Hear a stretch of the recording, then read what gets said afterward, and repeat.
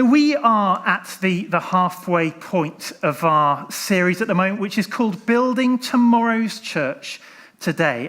But what on earth does that mean, building tomorrow's church today? If you're a bit like me and you've been known to procrastinate a little bit and, you sort of put things off, you'd sort of feel a lot more comfortable with a title like, building today's church tomorrow, I'll get round to it at some point, that sort of thing. But actually, our title is Building Tomorrow's Church Today. What does that mean? Well, I think for us, it's a statement that assumes that church is headed somewhere. That church is headed somewhere. That, we're here now, but actually we're going somewhere. We can't stay here and we want to be getting to there. A guy called Erwin McManus, great name, he wrote once that actually churches are often either movements or institutions. And he argues that Jesus came not to start an institution of the church, but rather to initiate, to inaugurate a movement. And actually that's what Jesus came to do for the church, is to say this is a movement and not an institution. And in the early chapters of the book of Acts, and we've been looking at Acts over the last month, we see that the early church was a church that was really headed somewhere. It was growing and it was developing and it was changing, and it was on a mission to spread the good news of Jesus across the known world. It was a movement. It had energy. It had life. It had vision. But on the other hand, if we think about institutions, institutions so often, become all about the sort of organizational structure and the budgets and the resources and the facilities and actually there's something, actually there's not necessarily anything bad about structure. Structure's a good thing. In fact, we could probably do with a little bit more of it sometimes in church life. But actually, the reality is that so often the mission of an institution is more about its own continuation, its own survival.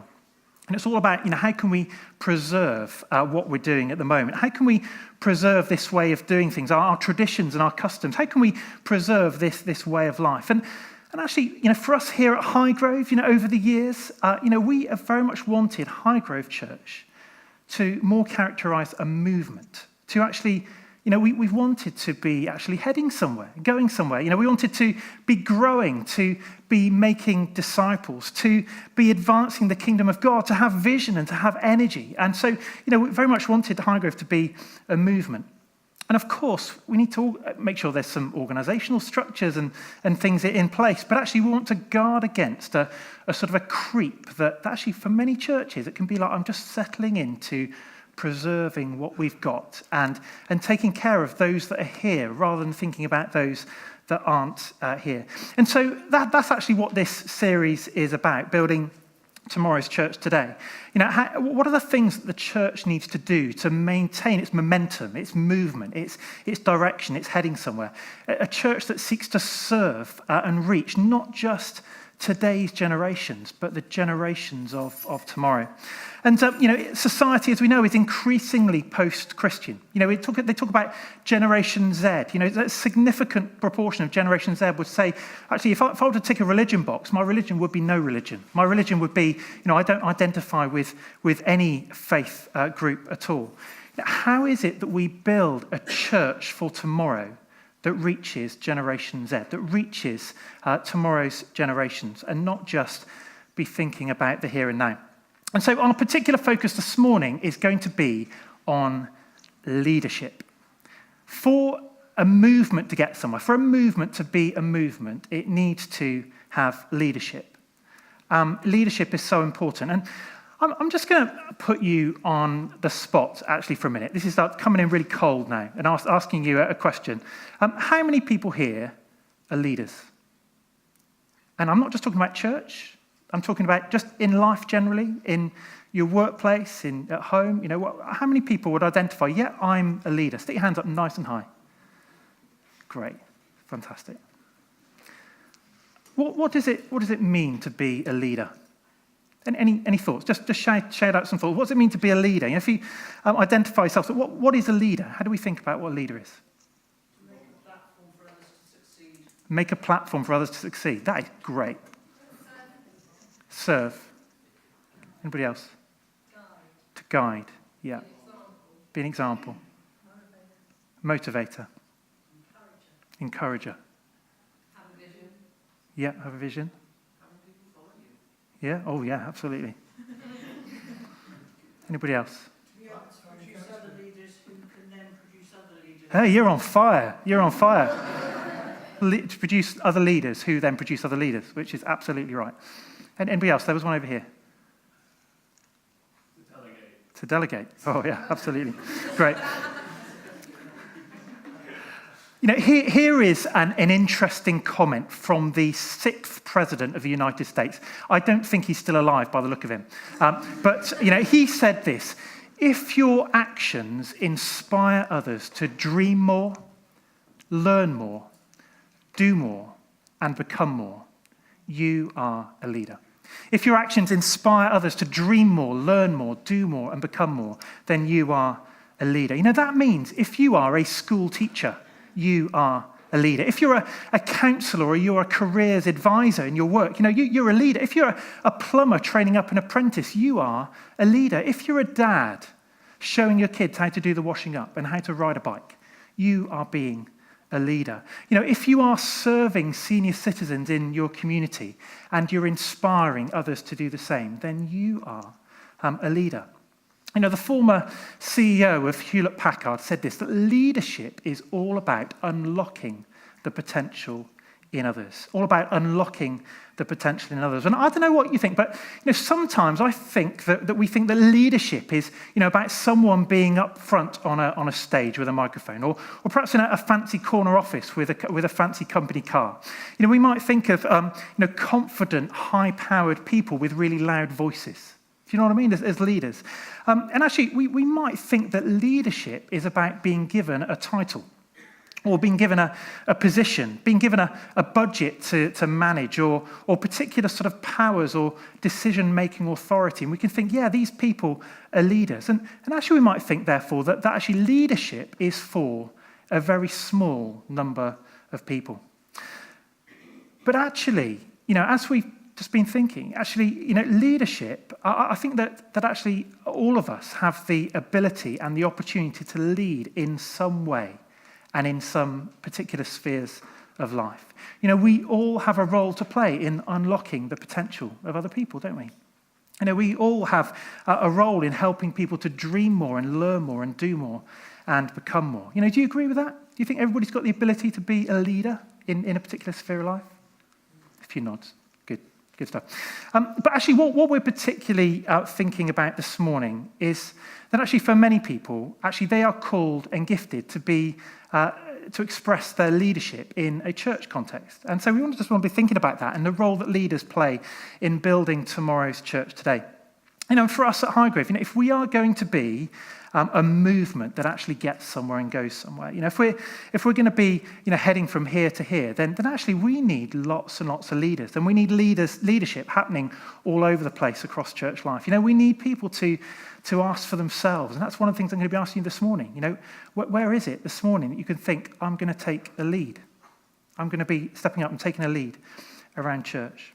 And as we open our Bibles, we find Paul in the book of Ephesians speaking into this whole area of church being a movement and not an institution.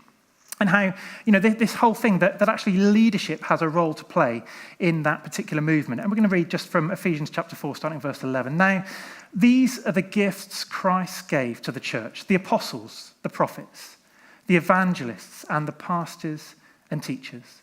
Their responsibility is to equip God's people to do his work and build up the church, the body of Christ.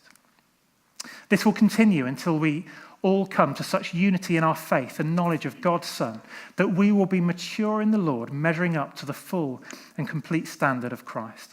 Then we will no longer be immature like children. We won't be tossed and blown about by every wind of new teaching. We will not be influenced when people try to trick us with lies so clever that they sound like the truth. Instead, we will speak the truth in love, growing in every way more and more like Christ, who is the head of his body, the church. He makes the whole body fit together perfectly. As each part does its own special work, it helps the other parts to grow so that the whole body is healthy and growing and full of love. This is one of those passages in the Bible where Paul talks of the church being a body. Got lots of bodies in the room today. Being a body, the church being a body, living and breathing and alive and moving and growing. Some of us are growing in all sorts of different ways. He talks of the church growing in every way more and more like Christ. Of the body fitting together perfectly. And he talks of this body working together, each part of the body with a special work to do. And actually, this is amazing. It gives us this vision right at the end of that passage of this body, the church being healthy and growing and full of love. That's amazing, isn't it? The thought of that, a healthy and growing, full of love body. That would be a dream. Imagine if we had a Google review, online. 5 stars. I've experienced this church and it's healthy and it's growing and it's full of love. That's amazing, isn't it? That's an amazing vision for us to go after. But, how is it that this happens? How is it that we can be a church that is healthy and growing and full of love? Well, firstly, Paul talks about these leadership gifts. And the way the sort of context of the passage comes together is it describes them also as sort of particular roles or offices, if you like, of, the prophet, the apostles, the prophets, the evangelists, the pastors and teachers. But, here is a really important thing. And so just have a little listen to this. This is really, really important. That actually, what's being said here is that it's not these leadership functions and gifts in and of themselves that result in the whole body being healthy and growing and full of love. It's not these leadership gifts in and of themselves, which means that the whole body is being healthy and growing and full of love. Paul says that the responsibility of these gifts and these leaders is to equip God's people. To equip God's people. And God's people are to do his work. And God's people are to build up the church. And that means we're all to do his work. We're all to be his ministers in the world. That we're all to be involved in making the church healthy, which is great. And what Paul is saying here is that, God's design isn't that it's the role of the church leaders to do the work of the church. It's the role of the church to do the work of the church. It's the role of the leaders to equip and encourage and inspire and set an example. And we've heard all of that this morning in terms of what a leader is. Last year, a friend of mine was appointed a Baptist church minister, which sounds lots of fun. And church just outside Bristol. And he told me, I wasn't there, but he told me in his first Sunday, he stood up at the front of church and he showed them 2 images. And they're a little bit like these ones. I don't think these are the exact ones, but he showed them this image. And he said, here's Superman. Look at this. Here's this sort of Superman off to save the world. Off to do some amazing stuff, and you've got all these sort of ordinary mere mortals standing around, sort of like, oh my goodness me, look at that, he's off, and like, let's watch and see what he does. Let's see what he does. Let's see him on a mission. And basically he sort of said to church, actually to that church, he said, actually this is not the way that God intended this church to be. That's not, as you appoint a new Baptist minister, that is not what God has appointed the church to be. Actually, it's a bit more like this. That actually God is calling us all to be supermen and superwomen. I don't think you'll spot any familiar faces. Sadly, I had to Google and get an image of this. This is not us. But I'd love to do this. Wouldn't it be great? Everyone Superman outfits. God, it'd be brilliant. Brilliant. God is calling us all to be supermen and superwomen, involved in a mission to save the world. Each of us with special gifts to bring. Some of them natural gifts, some of them, supernatural gifts, spiritual gifts to bring, to be able to be part of the mission to save the world. And actually, I believe that in this, as we think about leadership, it can sound a bit of a funny thing to say as we think about leadership, but as we think about leadership, I think the Lord wants to remind us this morning that actually this is what we're called to do. We're all called to use our gifts, to be involved in the mission of the church, to all be involved in the church being healthy and strong. And the reality is this, everyone is called to be a minister.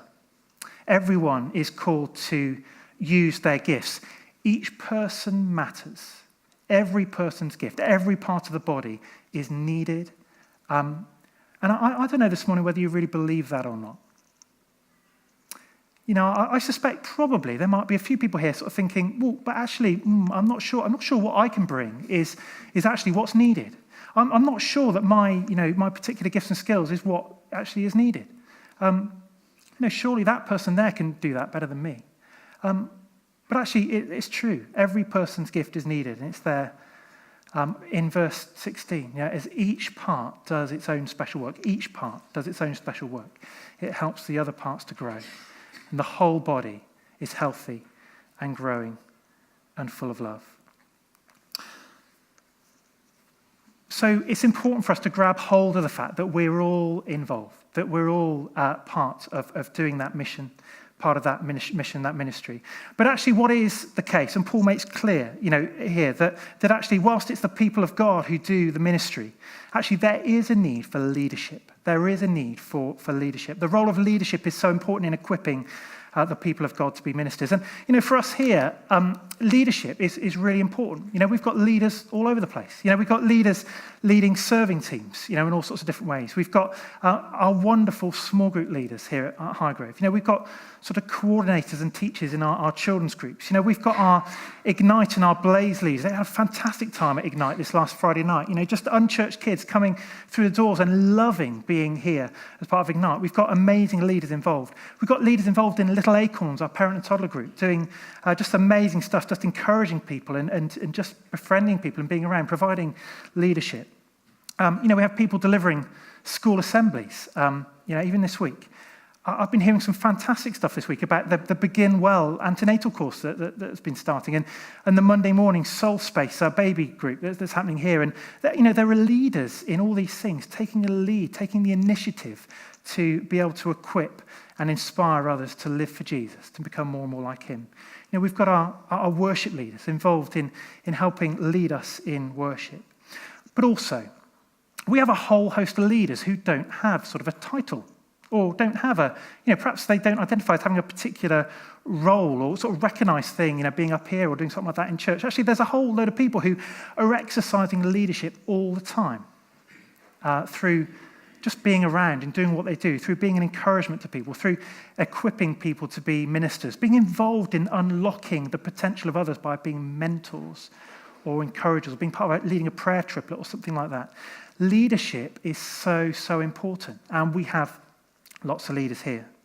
And just for our remaining time this morning, what I want to do is just share with you some particular thoughts about leadership. Now, the reality is, as you might know, leadership is just all over the place. People write books and books and books on leadership, and you just start all sorts of websites and all sorts of things all over the place. Matt Crossman, they pop on your Facebook feed, don't they, when you don't want them? And it's just like just so much stuff about leadership. And actually, I could talk for hours and hours and hours on leadership, about character and competence, about this, that, and leadership. I just want to share with you 4 fairly simple things about leadership and what I feel that God needs to speak into our church life. What is needed when it comes to leadership, and particularly thinking here at Highgrove. What are we after? Firstly, I think that we're after a variety of leaders and gifts. Paul talks in verse 11, just at the start of that passage. He recognizes these different leadership gifts in the church. He recognizes that actually people are demonstrating different strengths in different areas and emphases in different areas. He talks about the apostles. It's a bit of a hard thing to get your head around, sort of apostles. But, they're actually people who are sort of strategic, pioneering leadership, sort of building foundations, sort of a bit like, I like to think of apostles a bit like spiritual entrepreneurs, just sort of like paving the way, initiators, making strategic connections and new developments. There's lots of people we see around us that operate a bit like that. Talks of the evangelists, people who are particularly great at leading the way and sharing their faith with other people. We're all called to evangelism. We're all called to be a witness. And yet there are some people who are just particularly gifted and particularly wired in that way. And they are great people because they encourage and inspire the rest of us to do the same. Paul talks of prophets. Actually, for some people, I could just hear the voice of God really, really clearly. And actually, I'm exercising a prophetic leadership of other people as I listen to what God is saying and take a chance to speak it out. Paul talks in this passage of teachers, people who take God's word and they help people to understand it. They help it to be sort of relevant in someone's life today. They bring it alive. Just a reminder, tonight, Bible school at Woodlands. Jamie's going to be sharing on the Gospel of Mark during the 7 p.m. service at Woodlands tonight. Make it along. Actually, Jamie's a fantastic teacher. A chance to just sort of bring the word of God alive and say, how does this impact our lives? How does understanding this help me to get to grips with what God is calling me to do in my life?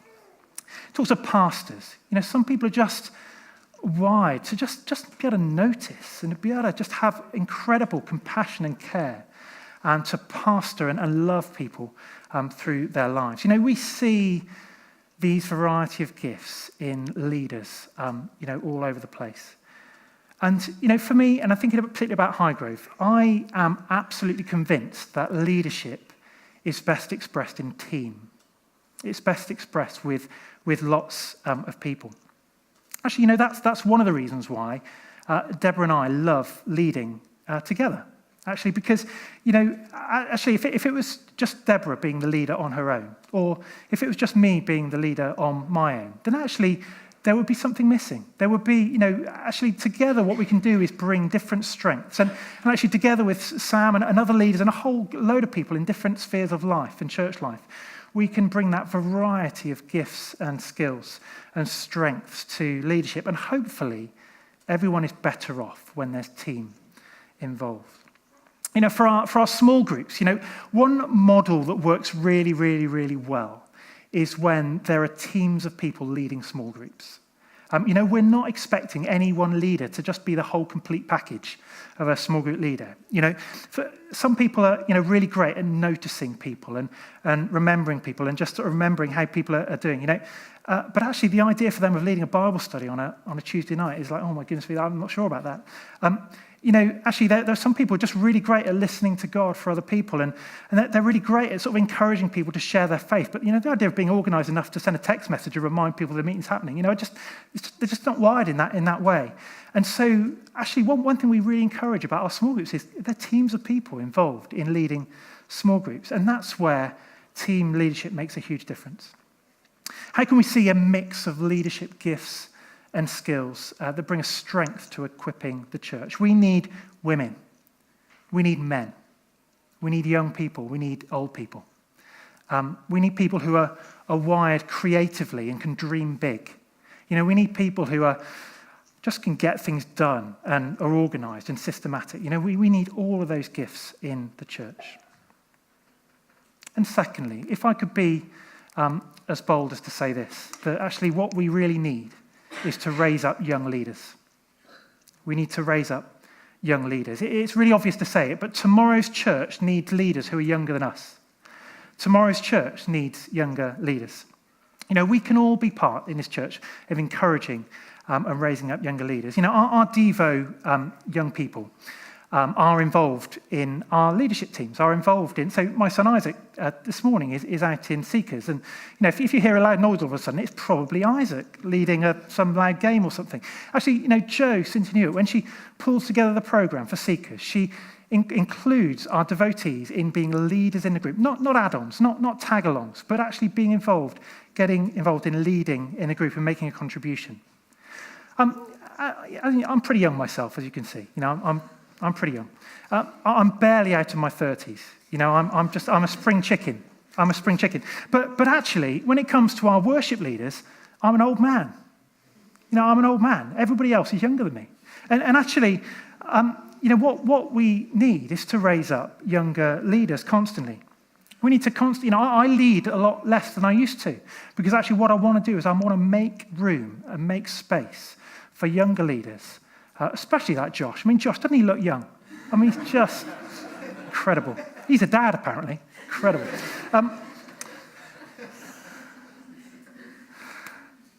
It's our responsibility to unlock the potential in others. We need to constantly be trying to replace ourselves, to sort of see others come up and taking the lead of our church into the next generation.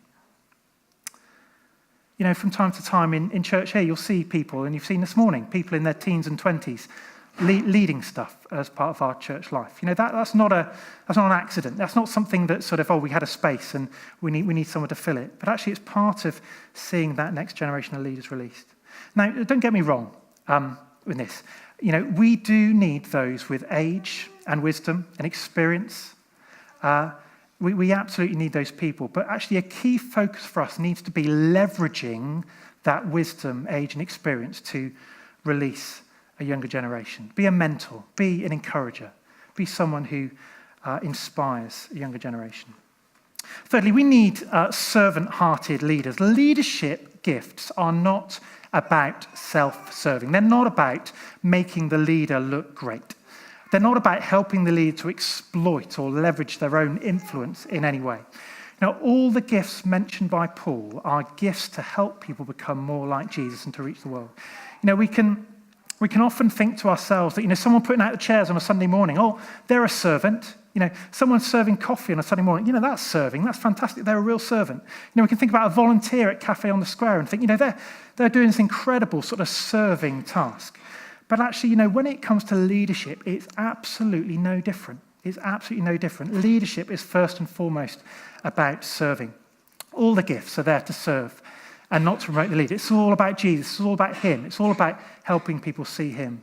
1 Peter chapter 5. Be shepherds of God's flock that is under your care, watching over them, not because you must, but because you are willing, as God wants you to be, not pursuing dishonest gain, but eager to serve, not lording it over those entrusted to you, but being examples to the flock. It's not about leaders. It's not about us. It's about him.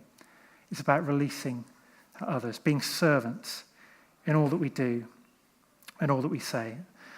And lastly, very briefly, what is needed in leadership? I think lots of leaders.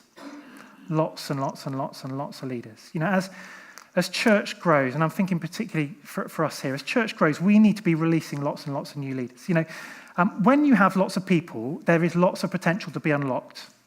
And so that means we need more leaders to help unlock that potential, incredible potential in people. And let me just be really, really honest with you for a minute. I've been debating whether or not to actually say this out loud. But being really honest with you, we probably need about twice as many small groups as we've got at the moment. We probably need about twice as many small groups we've got about the moment. You know, we've got a lot of people needing to engage in small group life. And actually, if we're going to have more small groups, we need more people that are willing to take a lead in small groups. And so, you know, whilst we've had groups starting fairly regularly and multiplying, we've had, you know, groups sort of changing and going through sort of various different changes. We've had groups coming to an end, which is healthy. It's good. You know, it's part of life. You know, things start, things finish. You know, it happens, and there's change and there's development. But, you know, we need many more people willing to step into, as part of a team, step into leading small groups. And I don't know, just maybe this morning, if you think about what you have to bring, that actually, it might be even this morning thinking, is God stirring me to perhaps just put my hand up, not necessarily literally right now, but put my hand up and say, actually, I'd love to just be part of a little team, leading a small group, being part of unlocking the potential in other people, part of equipping God's people to help the church be growing and healthy and full of love. So, just as I come into land there, you know, this morning, let's be reminded that everyone has a gift to share, that we're all involved, that we all can do this. I'm not going to do it. Superman, Superwoman. It's just a bare chest under there, and that will go very badly. Superman. You know, we all, as part of the body, have something to give, something to share, something to contribute. It is the onus is on all of us to do the mission and ministry of the church. The church does the work of the church. And it might be that you're here today, I said it earlier on, but it might be you're here listening and thinking, oh, I'm not sure. I'm not sure I'm up to it. I'm not sure that I've got something to give. I'm not sure that my particular gifts are the ones that seem like good ones in a church context. Well, we'd love to help you think about how your gifts can serve not only in here, but out there, the mission ministry of the church.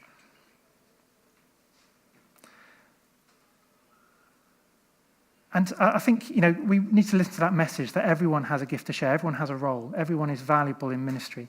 But also, hopefully what God is able to remind us of this morning is that actually leadership is so key in unlocking the potential in other people. That actually, I think many more of us are leaders than we would think of ourselves. Many more of us have leadership gifts and can express those in a church context. And perhaps it's not a label you'd put on yourself. Perhaps you wouldn't necessarily think, oh, I'm someone who's a leader.